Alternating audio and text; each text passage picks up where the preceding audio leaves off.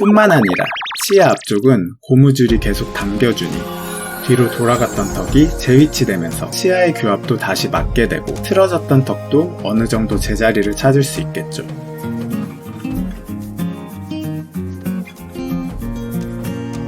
안녕하세요, 덴티장입니다. 오늘은 안면 비대칭, 무턱, 교합 이상의 원인이 되는 퇴행성 턱관절염의 정석적인 치료법에 대해 말씀드리겠습니다. 요즘 인터넷이나 유튜브에 돌고 있는 마사지나 운동으로 비대칭을 치료한다? 글쎄요, 적어도 관절 문제로 발생한 비대칭에서는 근거가 없는 것으로 보입니다. 잘못된 방법은 오히려 상태만 악화될 수 있죠. 그럼 바로 들어가 볼까요? 치료의 원칙입니다. 저번 시간에 턱관절염은 관절에 지속되는 힘으로 뼈가 파괴되고 결국 그쪽 길이가 짧아져 비대칭이나 턱이 돌아가는 증상, 교합 변화를 일으킨다고 했죠. 따라서 치료의 원칙은 그 근본 원인인 관절에 지속적으로 가해지는 힘을 제거하고 관절의 통증이 없는 기간을 최소 3개월 이상 유지해야 합니다. 그렇게 하면 비로소 뼈의 변형이 멈추고 회복 과정을 거치는 리모델링이 진행되게 됩니다. 이러한 원칙을 잘 지킨다면 턱에 퇴행성 관절염이 있다고 무조건 가격이 비싼 장치 치료를 들어가지 않아도 됩니다.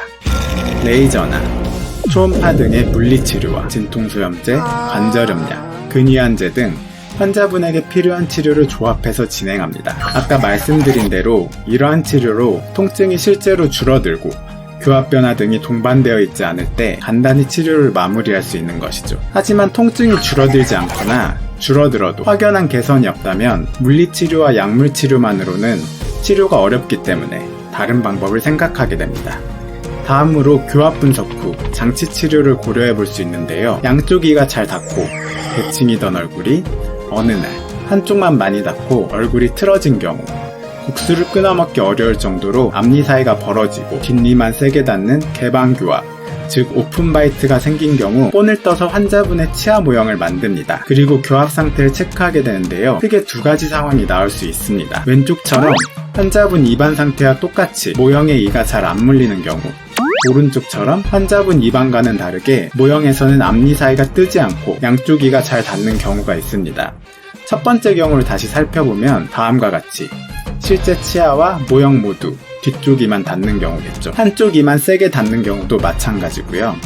두 번째 경우는 환자분 입안 상태와 다르게 모형의 치아는 잘 닿는 경우입니다. 모형이 잘 물리는 두 번째 케이스와 더불어 환자분이 주로 아파하시는 부위가 관절 부위인 경우 트랙션이라는 장치 치료에 들어가게 됩니다. 위아래 치아에 모두 씌우는 장치로 여기에는 보통 4개의 버튼이 달려 있습니다. 양옆에 대칭적으로 고무줄을 걸고 자는 동안 최소 7시간 이상 착용할 때 효과가 잘 발휘됩니다. 이 장치의 원리를 설명드리면 관절 쪽에 지속적으로 가해지는 힘이 있을 때 치아 앞쪽에 고무줄로 서로 당겨주면 끝쪽 어금니가 시소처럼 지렛대로 작용하여 시소 반대쪽을 아래로 눌러주면 반대편이 올라가는 것처럼 관절 쪽 힘이 감소되는 원리입니다. 뿐만 아니라 치아 앞쪽은 고무줄이 계속 당겨주니 뒤로 돌아갔던 턱이 재위치되면서 치아의 교합도 다시 맞게 되고 틀어졌던 턱도 어느 정도 제자리를 찾을 수 있겠죠. 하지만 심리적 요인이 동반되고 근육의 긴장도가 높으신 분들, 치아가 서로 많이 겹쳐있는 등 배열이 좋지 않거나 잇몸 상태가 안 좋으신 분들, 이갈이와 이악물기가 심하신 분들은 이 장치를 사용하기가 어렵습니다. 통증이 근육통을 많이 포함하거나 근육과 관련되어 관절 쪽에 힘이 집중될 때, 교합 분석을 했을 때 모형과 환자분 입안 상태가 차이가 없을 때, 이갈이가 심하신 분들은 스플린트라 불리는 교합 안정장치를 우선적으로 고려해야 합니다. 확실히 근육통에는 효과가 더 큰 것으로 보입니다. 하지만 이 장치로 턱관절 쪽 통증이 잡히지 않거나 오히려 턱이 뒤로 더 말려 들어가 교합의 변화가 생기는 경우는 앞에서 언급한 트랙션 장치를 고려하게 됩니다.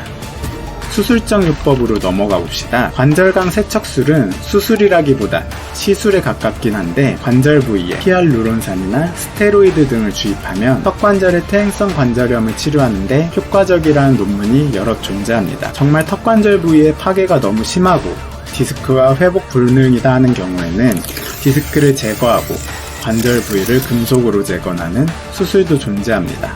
하지만 수술까지 가기 전에 그전 치료법들로 더 효과를 보면 훨씬 더 좋겠죠.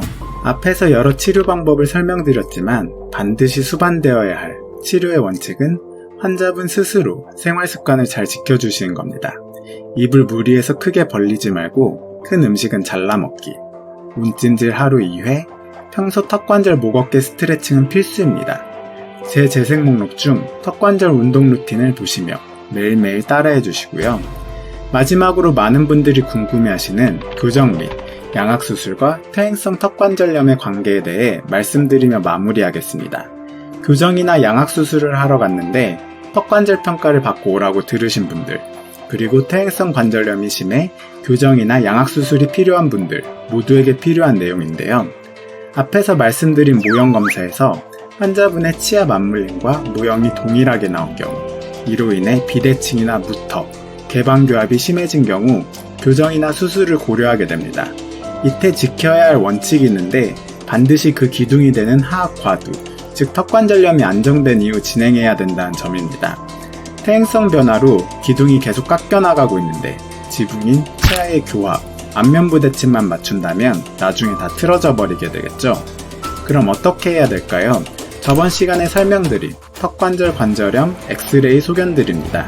이렇게 평평해져 있거나 안에 까만 구멍이 보이는 경우, 새부리 같은 모양, 내부에 하얗게 번진 모습 등이 있습니다. 이런 모습을 보였던 환자는 상태가 안정되면 그때 비로소 교정이나 수술을 진행할 수 있는데요.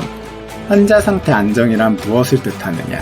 환자가 스스로 통증을 느끼지 않는 상태면서 의사가 검사를 할 때도 통증이 유발되지 않는 상태입니다.